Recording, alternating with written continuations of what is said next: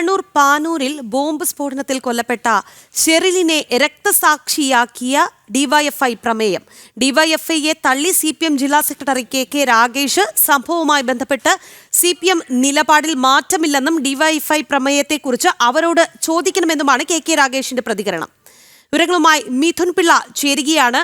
മിഥുൻ, ഈ വിഷയത്തിൽ ഡിവൈഎഫ്ഐയും സിപിഎമ്മും രണ്ട് തട്ടിലെന്നാണോ, അതല്ല, എങ്ങനെ മനസ്സിലാക്കണം മിഥുൻ?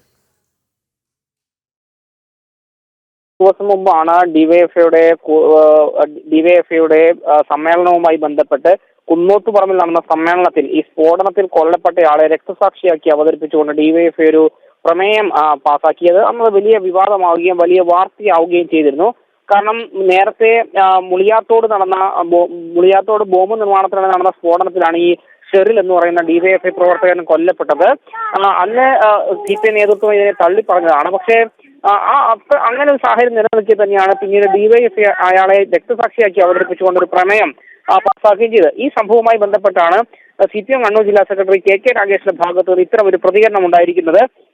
അതായത് അന്ന് തള്ളിപ്പറഞ്ഞ അതേ അഭിപ്രായത്തിൽ തന്നെയാണ് സിപിഎം നേതൃത്വം ഇപ്പോഴും ഉള്ളത് എന്ന് പറഞ്ഞുകൊണ്ട് ഡിവൈഎഫ്ഐയുടെ ആ നയത്തെ തള്ളുകയാണ് സത്യത്തിൽ കെ രാഗേഷ് ചെയ്യുന്നത്. മാത്രമല്ല, സംഭവവുമായി ബന്ധപ്പെട്ട സിപിഎം നിലപാടിൽ ഇപ്പോഴും യാതൊരു മാറ്റവുമില്ല എന്നും കെ രാഗേഷ് ആവർത്തിക്കുന്നുണ്ട്.